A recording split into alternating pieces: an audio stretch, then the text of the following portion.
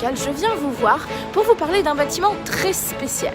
Alors, est-ce que ça vous est déjà arrivé de passer au quotidien à côté d'un bâtiment sans jamais parvenir à en découvrir l'histoire ? C'était le cas pour moi avec le bâtiment qui se trouve juste derrière moi, qui est le bâtiment La Générale Usine Castric qui se trouve dans le 2e arrondissement dans la rue de la Lune. Pendant très longtemps, je suis passée au quotidien à côté de ce bâtiment sans réussir à avoir aucune information sur son histoire, ni dans mes livres, ni à la bibliothèque historique de la ville de Paris, ni même sur Internet. Récemment, dans un des ouvrages des maisons d'édition Paris Drame, je suis tombée sur la mention de la Générale Maison Castric.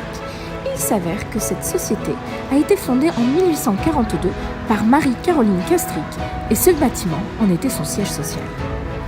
Comme nous le savons bien, à Paris, l'hygiène est une question sensible, à l'image de ces quelques poubelles qui sont devant nous. En 1532, afin d'éviter les épidémies, le roi Henri IV a demandé que les rues de Paris soient nettoyées 4 fois par an. Dans le domaine de l'hygiène, Marie-Caroline Castric innove considérablement.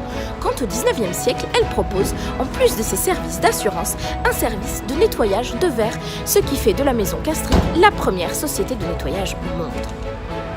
L'architecture de ce bâtiment est très particulière, parce que sur la façade située dans la rue de la Villeneuve, l'architecte a décoré la porte avec un style inspiré de l'Art Nouveau.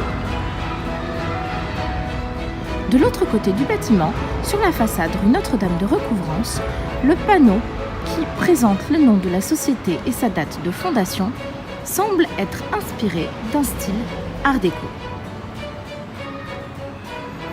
Au vu de son architecture, ce bâtiment a très certainement été rénové depuis sa construction au début du 19e siècle, parce que les deux courants architecturaux dont je viens de vous parler, l'Art déco et l'Art nouveau, sont nés au moment du passage entre le 19e et le 20e siècle.